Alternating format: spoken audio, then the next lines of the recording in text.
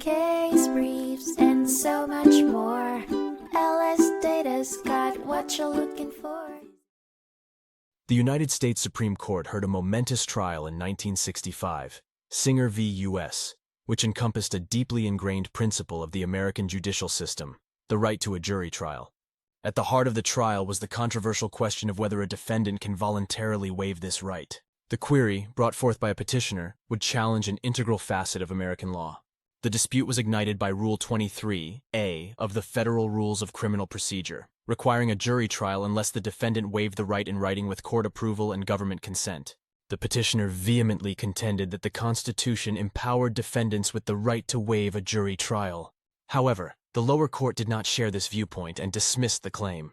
After reviewing historical and constitutional evidence, they found no tangible proof to support the idea that this right existed under either common law or the Constitution. They further explained that the directive in Article 3, Section 2 of the Constitution requiring the trial of crimes to be carried out by a jury, was ingrained to protect the defendants from governmental oppression.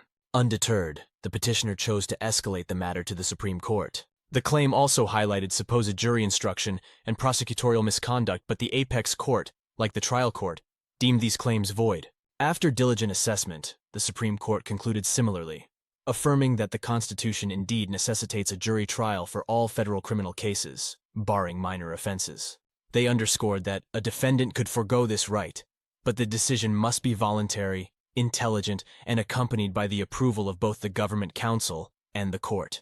The Supreme Court also supported the government's right to insist on jury trials in cases where it believes a conviction is necessary. The ruling reinforced the significance of acquiring the consent of the prosecuting attorney and trial judge for a defendant to waive their right to a jury trial, and this is subject to reasonable procedural regulations. In the end, the decision from the lower court was upheld by the Supreme Court, rendering the petitioner's direct attack on Rule 23A and the long-standing norm of American jurisprudence unsuccessful. Case briefs, and so much more. LSData's got what you're looking for. Visit lsd.law, elevate your mind. Leave the stress of class.